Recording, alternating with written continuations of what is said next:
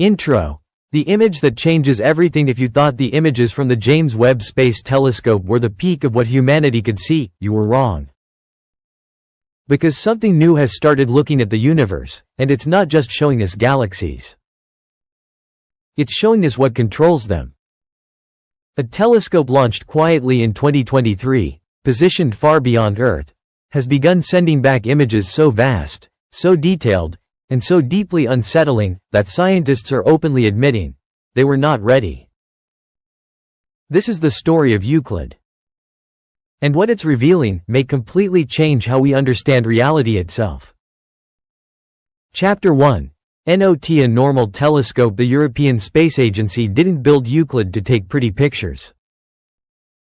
It wasn't designed to zoom into a nebula or capture a single galaxy in stunning detail.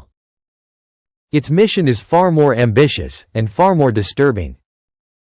Euclid was built to map the entire structure of the universe.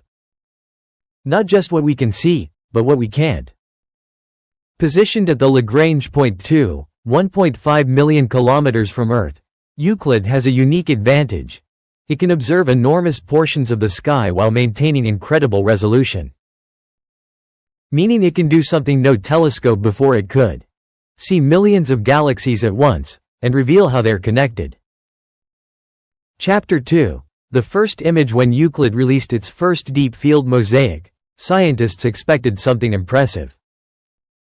What they got instead was overwhelming. In a single observation window, 260 high-resolution images covering a region of sky 500 times larger than the full moon, containing millions of galaxies. And this is the part that unsettled everyone. This massive dataset represents just 1% of what Euclid will eventually map. Chapter 3. You are not seeing a picture. This isn't just an image.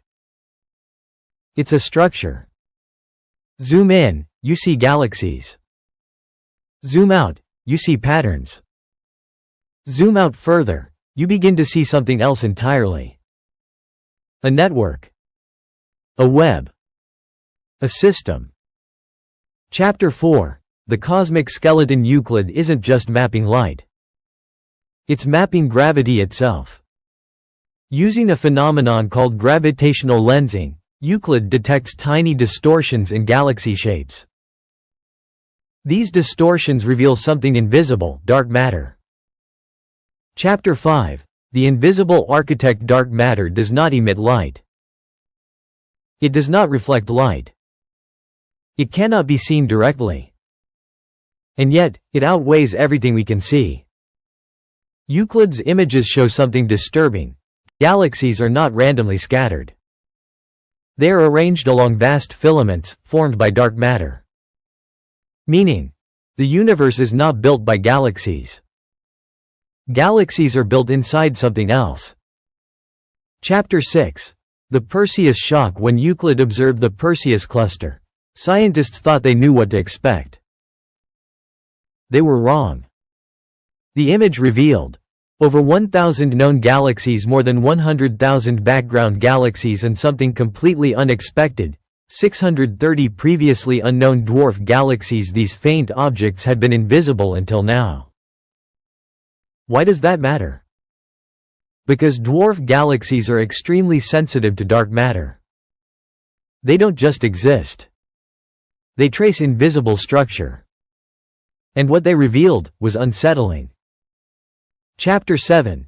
Dark matter isn't simple. Dark matter isn't evenly distributed. It's complex, layered, structured, and far more detailed than our models predicted. The implication? We don't just misunderstand dark matter. We may be underestimating it completely.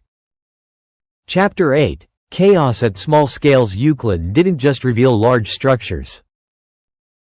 It exposed hidden chaos in familiar places. In galaxies like NGC 6822, Euclid detected ancient, low metallicity stars. In clusters like NGC 6397, it revealed faint stars previously invisible. And in regions like the Horsehead Nebula, it uncovered something even stranger: free-floating planets. Objects drifting through space, without stars. Chapter 9. The universe is crowded. The old view of space? Empty. Quiet. Vast. Euclid shows something very different: crowded. Dynamic. Unstable. Planets without stars. Stars without galaxies. Galaxies bound to invisible structures. This is not a calm universe. This is a system in motion. Chapter 10. The cosmic web. Then came the most striking revelation. Galaxies form massive filaments, stretching across hundreds of millions of light years. These filaments connect like neurons, highways, or veins. The universe begins to look like something unexpected, a cosmic network. Chapter 11. The terrifying scale. Everything exists inside this web. Galaxies don't choose their position. They follow the structure. Clusters form at intersections. Voids form between them. Meaning, the universe isn't random. It's organized. Chapter 12. The void problem. Euclid also revealed vast empty regions, called cosmic voids. But they're not truly empty. They are shaped, defined, pushed outward by something else. Chapter 13. Dark energy. That something is. Dark energy, a force driving the expansion of the universe. But Euclid's early data suggests something disturbing. Dark energy may not be constant.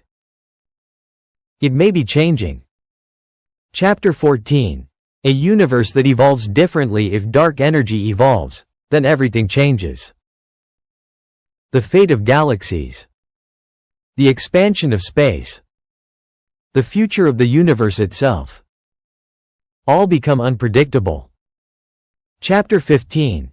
The data problem. Euclid is creating something unprecedented. A 3D map of billions of galaxies. This is beyond human comprehension. Scientists now rely on AI to interpret what Euclid sees. Meaning, we are no longer directly understanding the universe. We are interpreting interpretations. Chapter 16. The limit of human understanding. And this leads to a disturbing realization. The universe may be too complex for the human mind to fully grasp.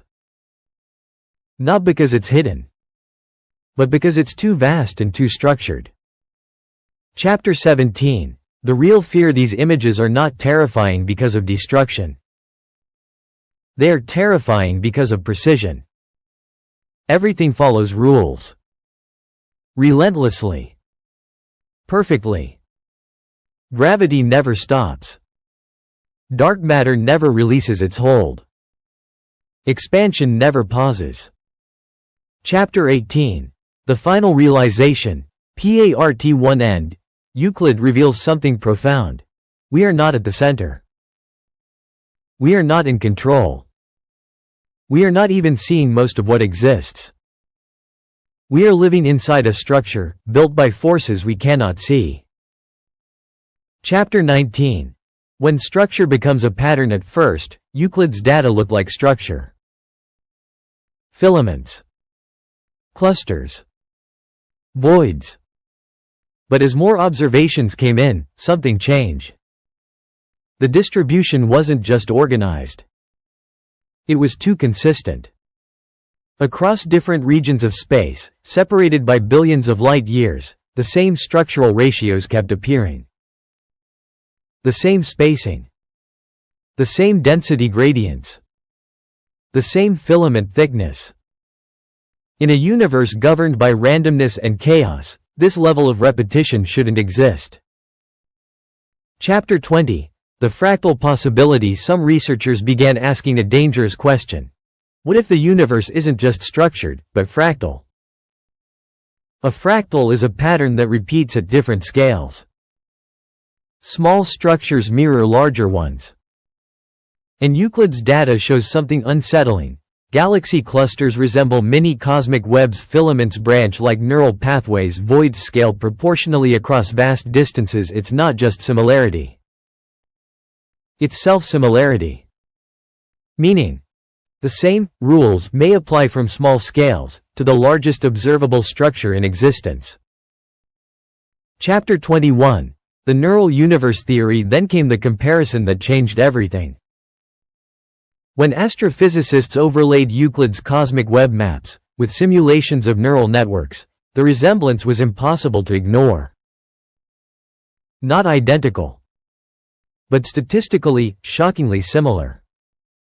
Connections, nodes, pathways, flow. The universe began to look less like empty space, and more like a processing system. Chapter 22. Information, not just matter. Traditionally, physics describes the universe in terms of matter-energy forces, but Euclid's data suggests something else might be fundamental: information. Galaxies don't just exist. They occupy positions within a network. Matter doesn't just move. It flows along defined pathways. It starts to look less like randomness, and more like data moving through a system.